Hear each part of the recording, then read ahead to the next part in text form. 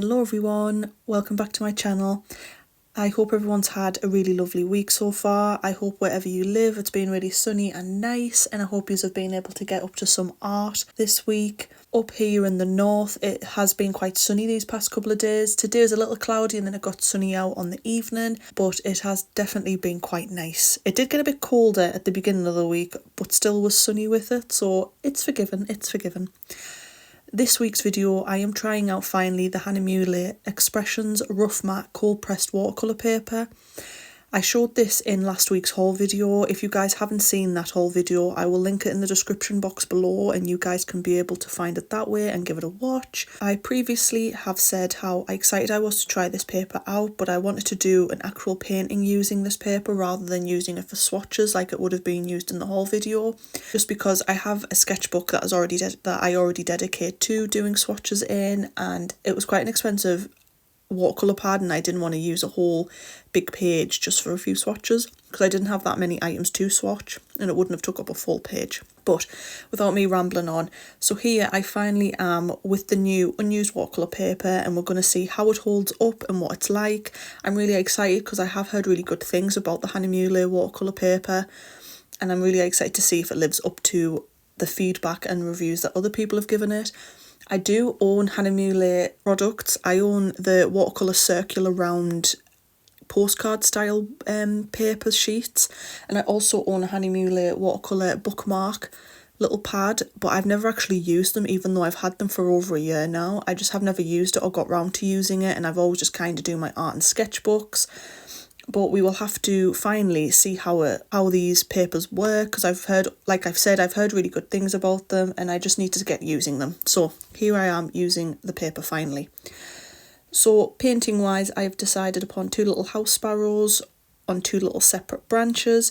I am still in my phase of painting birds, and these are the next little dudes that are going to be getting brought to life. The image used I will reference here for now. It is from Pexels, which is a royalty-free imaging site, and if I can find the names of the people who uploaded the photos as well, I will try to add them on too so they can get a little bit of credit for it as well. I just find birds are really lovely to just paint. The majority of birds are just these little feathery cute balls that fly, and we get so many in the garden and I just can't help but paint them as always. I've painted quite a lot of birds in previous videos. I pretty much just feel like at the moment I just have birds on the brain 24/7. I think it's I just get so many in the garden, and when I'm topping up the feeders and all the birds in my garden that come in now are so used to me, they don't even fly off and they kind of just straight there. And I can get up really close to them now and it gives me like a good insight of being able to see them up close and be able to like draw and paint them live. I sometimes just sit in the garden and sketch them out. I always just tend to find when I can't think of up ideas for painting or I'm just having a bit of an art block, sometimes it's just nice to just use a site or have a look through different photos and pictures that I have in my actual phone or on my camera. And sometimes it's just really easy to look up images of animals or different wildlife photos and just pick something that you feel drawn to. It almost takes half the stress of choosing and coming up with something just disappear, and instead we can just enjoy and create. I think sometimes when trying to paint things it can be really, you don't like get het up, but you almost become so focused on figuring out what you want to paint or trying to come up with a creative idea to paint or get on the book that you end up thinking about for so long that you just kind of almost put yourself in the block, and then because you've done that and you've almost like put yourself on a bit of a downer, then the art just never gets created. So sometimes it's just nice and easy just to be able to go on a site or look through photos and just randomly pick a photo and just think, no, we're going to just sketch that.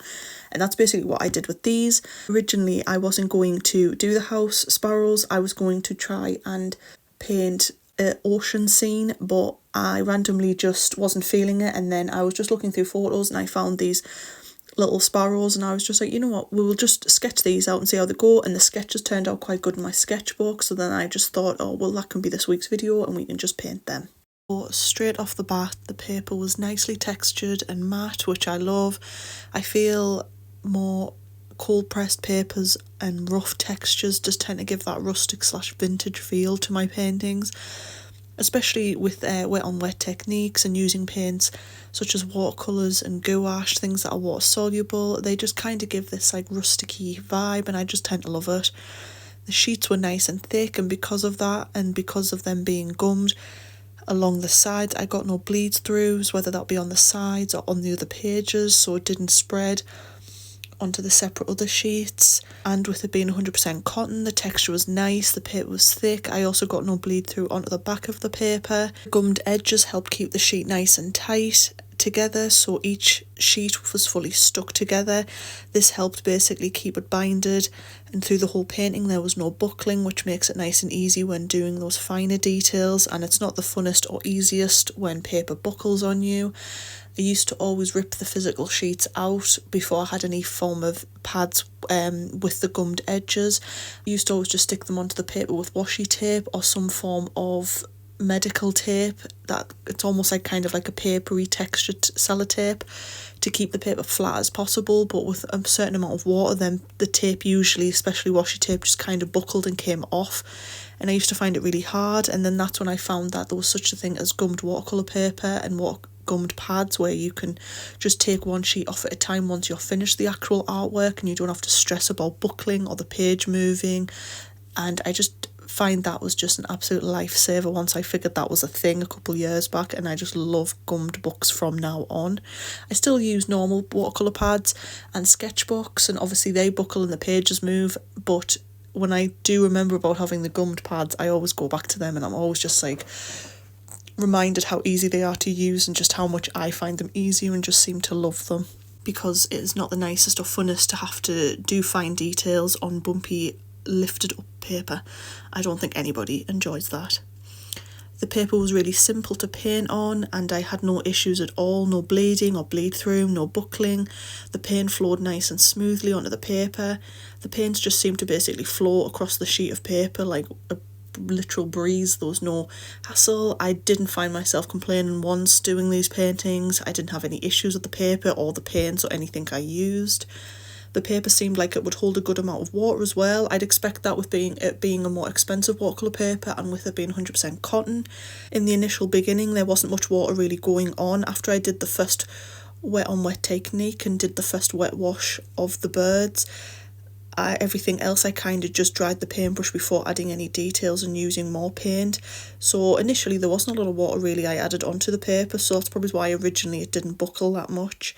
And then I used watercolour pencils and then used more paints because I wasn't fully happy with how the background came out just using the watercolour pencils, as there was a little bit of pencil marks left behind. So I went back in with the Rosa Gallery paints for more pigment, just because I like a nice bold background. I'm just obsessed, I don't know why, I just like one bold colour in the background and that's kind of it. When I did do this, obviously at that point there was a lot of water on the paper. I did notice a little slight lift of the page on the left hand side where there's a slight gap that isn't gummed, where you can separate the paper by getting a palette knife in. Obviously at that point I understand that a buckle here and there is to be expected. Like I say, it was just a tiny little bit that raised on the left, but that was where you could get a palette knife in to separate the page, so I wasn't surprised by that at all. And at that point, like I said, I'd put a load of water on at once just to kind of sort out the background a bit, so that was my fault. I was really quick on that bit and I didn't let it first all dry and then add more paint or water onto it. I just kind of just kept adding and adding. But overall, really happy with this purchase, and I'm glad I took the chance and just bought the book.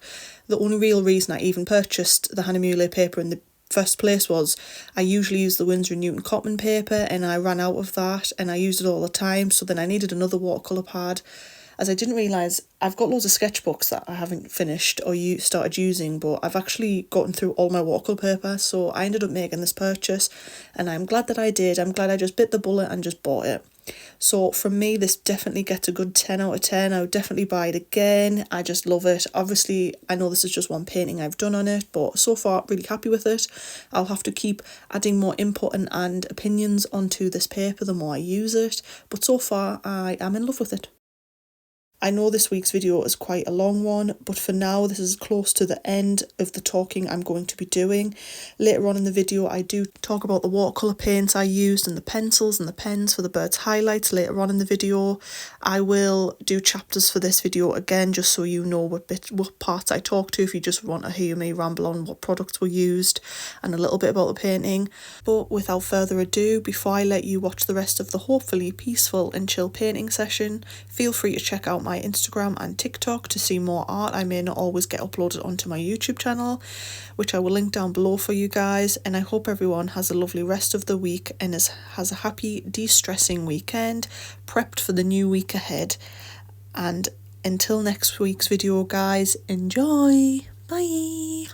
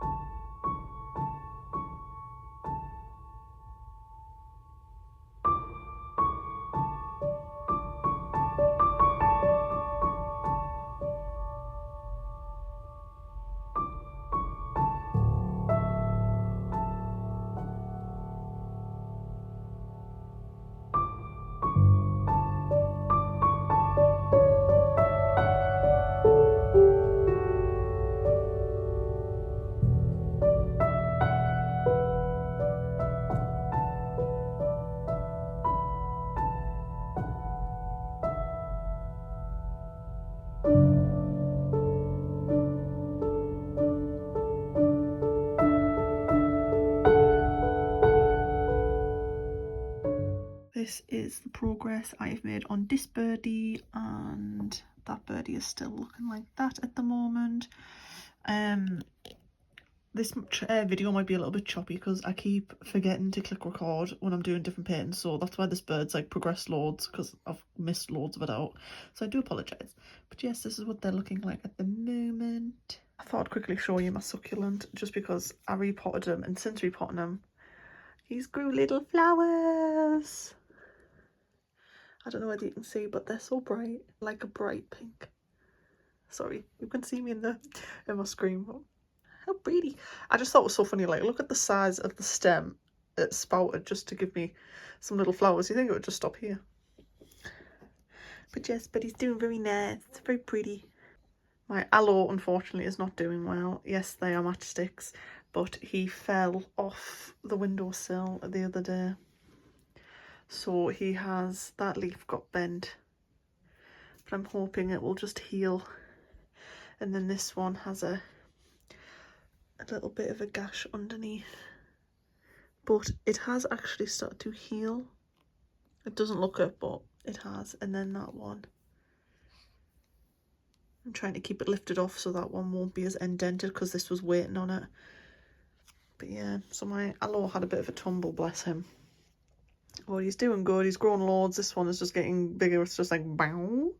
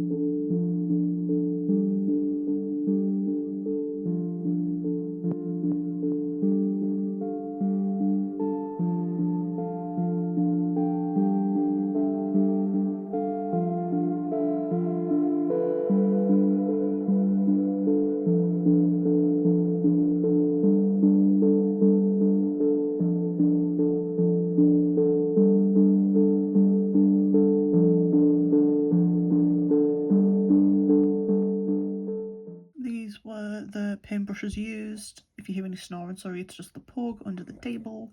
This is a Winsor&Newton Professional watercolour to sable round in size 2. And then these two are the Cotman round, and that is in a size 1 and a size quadruple 0. For watercolours, I went in with the Rosa again. I went in with a bit of sepia and burnt umber, and I used a bit of gold yellow and cad orange and white for some certain paler areas. And then I went also in with black grape and I can't remember what this one, Indothello grey, I can't remember what that one is called because I haven't wrote the full name on it.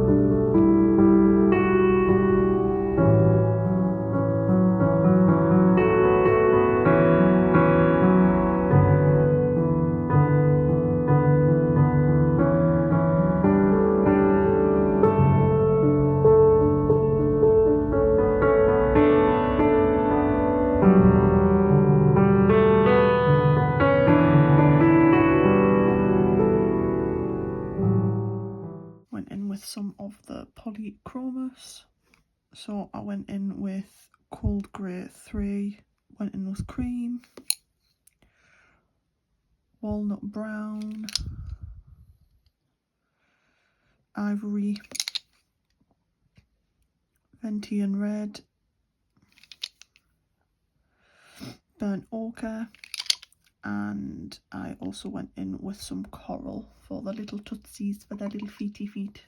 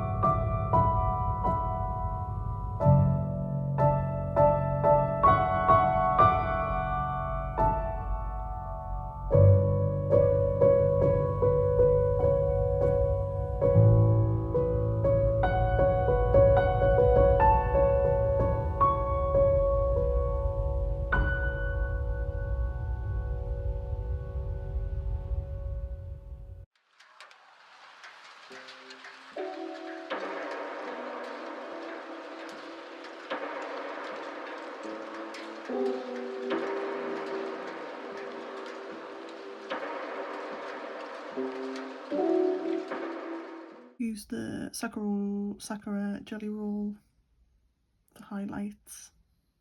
Now I'm just trying to decide whether I should do a background or just leave it plain, or potentially go in with some of these watercolour pencils.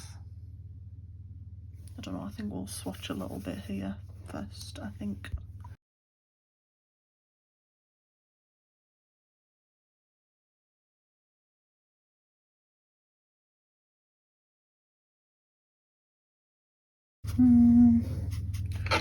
I think we'll do those two colours, I think.